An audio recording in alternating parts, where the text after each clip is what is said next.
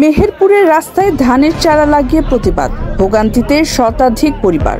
বিস্তারিত দেখুন তরিকুল ইসলামের পাঠানো তথ্য ও ভিডিওতে।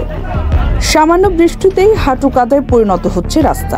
সেই কাদা মারিয়ে প্রতিদিন চরম দুর্ভোগ পোহাচ্ছেন মেহেরপুরের গাংনী উপজেলার রায়পুর ইউনিয়নের ঝোরপাড়া গ্রামের শত শত পরিবার। দীর্ঘ বছর ধরে 4 কিলোমিটার কাঁচা রাস্তাটি বিভিন্ন সময় রাজনৈতিক নেতাদের আশ্বাস পেলেও পাকা হয়নি। অবশেষে ক্ষোভ প্রকাশ করতে এলাকাবাসী জমে থাকা পানি ও কাদায় ধানের চারা লাগিয়ে অভিনব প্রতিবাদ জানিয়েছেন। একই সঙ্গে পাকা রাস্তার দাবিতে মানববন্ধনও করেছেন তারা।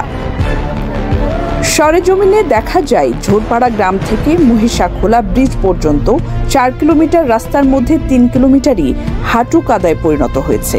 এতে বিদ্যালয়ে যাওয়া বন্ধ হয়ে যাচ্ছে শতাধিক শিক্ষার্থীর।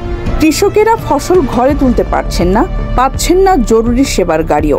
এমনকি মরদেহ দাফনের জন্য গোরস্থানে যেতেও ভোগান্তির শেষ নেই। ঝোরপাড়া গ্রামের সাইম হোসেন বলেন, আমরা বারবার ধর্ণা দিয়েছি, কিন্তু কোনো কাজ হয়নি। রাস্তা না থাকার কারণে সব দিক থেকে পিছিয়ে পড়ছি। যানবাহন তো দূরের কথা, খালি পায়ে হেঁটে চলাচলও কষ্টকর। স্থানীয় সরকার প্রকৌশল অধিদপ্তর রাস্তাটির জরিপ করে তৈরি করলেও এখনো নির্মাণ হয়নি। অনেক দুর্ভোগকে তারা পড়তে হয়, এমনকি পথের মধ্যেই মারা গেছে এরকম ইতিহাস আছে।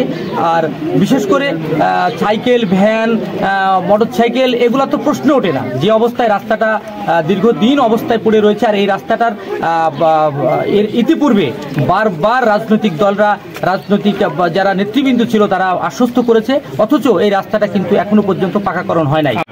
স্কুল শিক্ষার্থী ইমন জানায়, রাস্তায় কাদা জমে থাকার কারণে প্রতিদিন পোশাক নষ্ট হয়। বর্ষার সময় স্কুলে যাওয়া প্রায় অসম্ভব।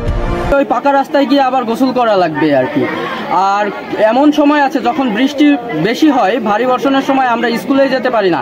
এই যে শিক্ষা হচ্ছে আমাদের একটা মৌলিক চাহিদার অংশ, এখান থেকে আমরা বঞ্চিত হচ্ছি। তাই আমার দাবি থাকবে ইউনো মহোদয় সহ সরকারি সকল কর্মকর্তা এবং এলজিইডি কর্মকর্তার উপরে যেন এই বিষয়টা তারা কর্ণপাত করেন।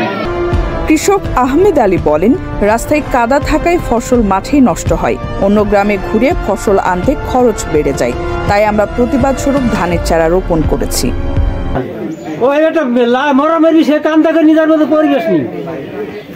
কি জান আপনারা? আমরা চাই এইটা রাস্তা, অন্য কিছু তো আমাদের দরকার রাস্তা। এই যে 300-400 ঘরের বসবাস, যে কষ্টে বাস করছে তারা।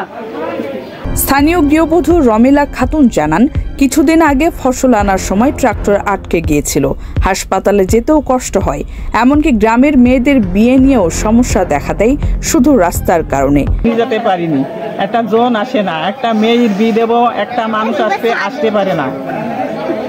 আপনাদের কাছে দয়া করে আমাদের রাস্তাটা আপনারা ঠিক করে দেন। মানে মরা মইলে আমরা গোরস্থানে পৌঁছাতে পারিনি, আমাদের গাড়ি ঘোড়া চলে না, আমাদের একটা ভ্যান আসে না, একটা সাইকেল যাওয়ার মতন পথ নাই, একটা মোটর সাইকেল যাওয়ার মতন পথ নাই।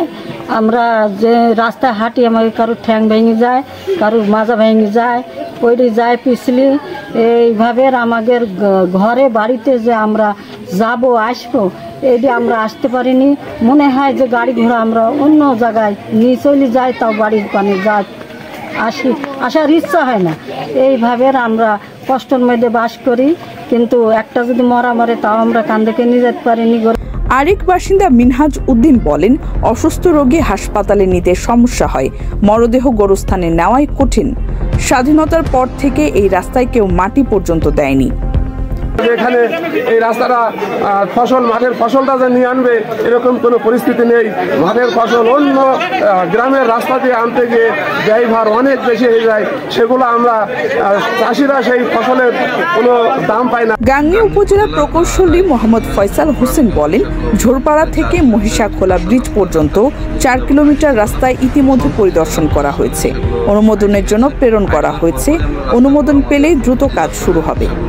পাকাকরণের জন্য বিভিন্ন প্রকল্পে অন্তর্ভুক্তিকরণের জন্য প্রেরণ করেছি এবং এগুলো যদি হয়ে যায় আশা করা যায় খুব দ্রুত রাস্তাগুলো পাকা হয়ে মানুষের চলাচলের জন্য সুপযুক্ত হবে।